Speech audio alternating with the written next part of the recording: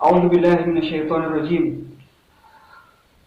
Bismillahirrahmanirrahim. Wa bihi nasta'in ala umurid dunya waddin. Wa sallallahu ala Muhammadin wa alihi thayyibin at-tahirin. Kullu nafsin dha'iqatul maut. Shadaqallahul aliyyul azim. Alhamdulillah, bertemu lagi kita dalam pembahasan akhlak, yang mana tema kita adalah usulul akhlak, yaitu pokok-pokok akhlak. Dan telah kita katakan bahwasanya usul akhlak ada dua, asy-syaja'ah wal iffah, keberanian dan penjagaan. Baik. Dan di pertemuan sebelumnya telah kita bahas tentang perbedaan antara akhlak, tabiat, al-gharizah, al-fitrah wal adab. Dan insyaallah untuk semua telah mengetahui perbedaan masing-masingnya. Di pembahasan kita kali ini kita akan melanjutkan pembahasan tentang usul akhlak far'ul awal atau cabang pertama. Sebelumnya, mengapa kita membahas akhlak? Kenapa kita ini membahas akhlak? Karena kita ini ada di zaman yang sudah kehilangan akhlak mulia. Zaman yang akhlak ini sudah bobrok di mata kita. Artinya dunia kita orang hidup di dunia yang akhlak ini sangat dicari-cari oleh manusia. Maka dari itu kita membahas tentang akhlak. Sekarang ini zaman yang banyak kebohongan, banyak hoax, banyak fitnah tersebar di mana-mana, kezaliman, rakyat-rakyat Palestina, rakyat-rakyat Yaman kelaparan karena ulah dari orang-orang yang zalim. Bahkan ada orang yang zalim yang satu agama, yang sama-sama umat Islam, sangat miris. Kenapa terjadi demikian? Karena telah hilangnya akhlak mulia di hati para manusia. Maka dari itu kita membahas akhlak ini. Ar-Rasul sallallahu alaihi wasallam diutus di mana? Di Jazirah Arab. Pertanyaannya, mengapa Rasulullah sallallahu alaihi wasallam diutus di sana? Kenapa tidak diutus di Indonesia saja katanya? Kenapa? Karena di zaman itu Jazirah Arab itu akhlaknya paling bobrok. Sedangkan di Indonesia di zaman itu alhamdulillah kita orang ini sebagai orang Indonesia, kita orang ini punya modal, yaitu apa? Adab. Kita orang ini punya adab walaupun sebelum datangnya Islam. Sebelum datangnya Islam, orang-orang Indonesia ini telah punya adab sendiri untuk berperilaku kepada manusia, berperilaku kepada alam sekitar, dan lain-lain. Contohnya, yang tidak ada di negara lain, tapi ada di Indonesia. Kita ketika mau lewat di depan orang-orang tua, contohnya, kita diajari sama orang-orang tua kita apa? Menundukkan badan dan berkata permisi, nyun sewu, kalau bahasa Jawanya. Kenapa? Nah, ini adab ini, tidak ada di Irak, saya tidak temukan. Ada orang yang permisi, nyun sewu di tengah-tengah ketika kita lewat, tidak ada. Hanya di Indonesia kita punya model itu. Apalagi ketika nunjuk kita diajarkan nunjuk dengan jempol. Itu ada. Tidak ada saya temukan di Irak seperti itu. Nah, kita orang ini punya modal. Dan di zaman itu, di zaman Rasul, yang paling bobrok akhlaknya adalah di Jazirah Arab. Antum bayangkan bagaimana seorang ayah tega mengubur hidup-hidup anaknya, putrinya yang baru lahir. Bagaimana perbudakan telah tersebar di mana-mana. Manusia ini diperjualbelikan. Apalagi perang di mana-mana cuma karena hal-hal sepele yang seharusnya tidak perlu untuk bunuh-bunuhan, tapi di sana sudah bunuh-bunuhan. Nah, Rasul diutus di tempat demikian. Untuk apa? Untuk merubah. Lalu Rasulullah bersabda, innama bu'istu liutammima makarimal akhlaqi. Apa maknanya? Sungguhnya aku diutus untuk menyempurnakan akhlak. Pertanyaannya, kenapa Rasul tidak bersabda demikian? Innama bu'ithu liusassisa makarimal akhlak. Kenapa Rasul tidak berkata, aku ini diutus untuk membentuk akhlak? Kenapa harus kata-katanya itu liutammima, untuk menyempurnakan? Jawabannya, karena akhlak ini termasuk fitrah yang telah kita bahas di pertemuan sebelumnya. Yang mana fitrah itu adalah sesuatu yang sudah ada di diri manusia. Mukminan kana au kafiran. Orang mukmin ataupun orang yang bukan Islam pun punya fitrah, punya kesenangan kalau dia ini berbuat baik, berbuat berakhlak. Ini orang ini, seluruh manusia di dunia ini suka sama yang namanya akhlak mulia ini. Nah, maka dari itu Rasulullah berkata, karena sudah ada dalam diri manusia, Rasul berkata liutammima, untuk menyempurnakannya. Jadi Islam itu, syariat Islam datang untuk menyempurnakan akhlak-akhlak mulia.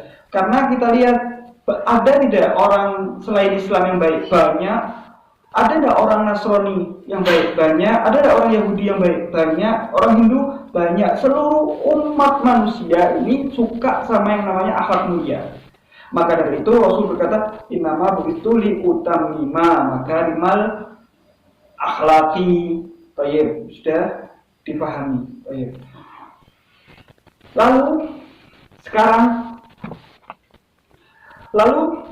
sekarang jika kita katakan bahwasanya akhlak adalah fitrah yang sudah ada dalam diri manusia, kenapa banyak orang buruk? Nah, kenapa banyak orang yang berakhlak buruk? Apa yang menyebabkan itu? Karena jawabannya itu karena lingkungan. Nah, lingkungan yang menyebabkan manusia ini sombong lah, yang ujub lah, yang hasut lah, yang berkata-kata kasar lah, dan lain-lain. Karena lingkungan sekitar, lingkungan kita yang merubah manusia yang aslinya punya fitrah, akhlak mulia, menjadi berubah semakin buruk, karena sekitarnya juga buruk. Maka dari itu, pintar-pintarlah memilih teman, karena ashab itu mempengaruhi perilaku kita. Baik. Lalu kemudian setelah kita mengetahui akhlak ini sudah fitrah, tapi kenapa jadi buruk? Karena lingkungan sekitar. Sekarang bagaimana kita merubah akhlak yang telah buruk ini menjadi lebih baik? Nah, itu adalah pembahasan kita. Kita masuk langsung saja ke al-far'ul awal, atau cabang pertama dari aslul akhlak, dari syaja'ah. Cabang pertama dari keberanian apa? Cabang pertamanya kita katakan al-ikhlas. Kenapa ikhlas? Sebelumnya kita katakan cabangnya termasuk karom atau dermawan. Cabang selanjutnya adalah ikhlas. Kenapa ikhlas termasuk keberanian? Karena orang yang ikhlas itu dia tidak takut dianggap, dia tidak takut untuk tidak dibayar, untuk tidak dilakukan sebaliknya. Contohnya, dia orang yang ikhlas ini dia berani untuk berbuat tanpa pamrih, itu namanya orang ikhlas. Nah, maka dari itu ikhlas termasuk cabang dari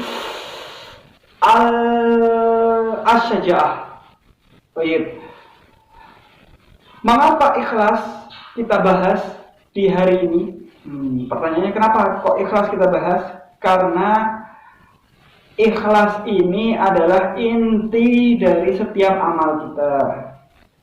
Setiap amal kita ini kita umpamakan seperti angka ya. Contohnya, amal paling mudah tersenyum. Kita anggap tersenyum ini punya angka nolnya 1. Baik. Lalu kita tambahkan amal baik lagi, sedekah. Kita tambahkan, anggaplah sedekah itu nilainya nolnya 2. Baik. Jadi 3. Kita tambahkan sholat malam, nolnya 3, jadi 6 nolnya. Kita tambahkan puasa, kita tambahkan haji. Semua amal-amal itu juga banyak sekali nolnya. Tapi semua ini apa? Semuanya kosong, tidak ada nilainya. Nah, kita butuh apa? Kita butuh angka satunya, sehingga nilai yang semua amal baik tadi ada nilainya di sisi Tuhan. Apa itu angkanya? Angkanya dengan al-ikhlas. Oh iya, angka itu adalah ikhlas. Tanpa ikhlas semuanya kosong. Sekecil apapun amal kita yang kita lakukan di dunia ini, kalau kita lakukan dengan ikhlas, maka bernilai di sisi Allah. Tapi sebanyak apapun, sebesar apapun amal antum di dunia ini, kalau tidak ada ikhlas, semuanya nol di sisi Tuhan. Maka dari itu, ikhlas menjadi penting. Zian, paham? Insya Allah antum paham. Lalu kemudian, apa itu ikhlas? Ikhlas itu adalah perbuatan yang dilakukan tanpa beban. Itu namanya ikhlas. Atau bahasa Jawanya, perbuatan yang dilakukan tanpa ngerundel. Contohnya, ketika antum main PS atau main game. Ketika antum main PS atau main game ini, ketika antum lakukan hal itu dengan tanpa beban, berarti antum dikatakan antum ikhlas bermain PS. Contoh lain, ketika antum disuruh oleh orang tua antum, tolong fulan belikan gula contohnya. Antum lakukan, antum jalan, tapi ada rasa gerundel dalam hati, maka antum belum ikhlas. Nah, hati-hati sama yang namanya ikhlas nih. Ikhlasnya adalah sesuatu yang tidak bisa kita pelajari setahun 2 tahun, ikhwani. Ikhlas ini belajarnya seumur hidup. Belum tentu yang bicara pada antum ini sudah ikhlas lah, belum tentu. Maka dari itu kita perlu belajar ikhlas lebih dalam, memperdalam ikhlas. Baik, di pembahasan selanjutnya akan kita bahas bagaimana kiat-kiat kita agar bisa menanamkan keikhlasan pada diri kita. Ini sangat penting sekali, karena ikhlas adalah cabang dari asy-syaja'ah yang termasuk usul akhlak yang diajarkan oleh An-Nabi Muhammad sallallahu alaihi wasallam. Wa bihadza tamal kalam wa rufi'al maqam wa sallallahu ala Muhammadin wa alihi thayyibin tahirin.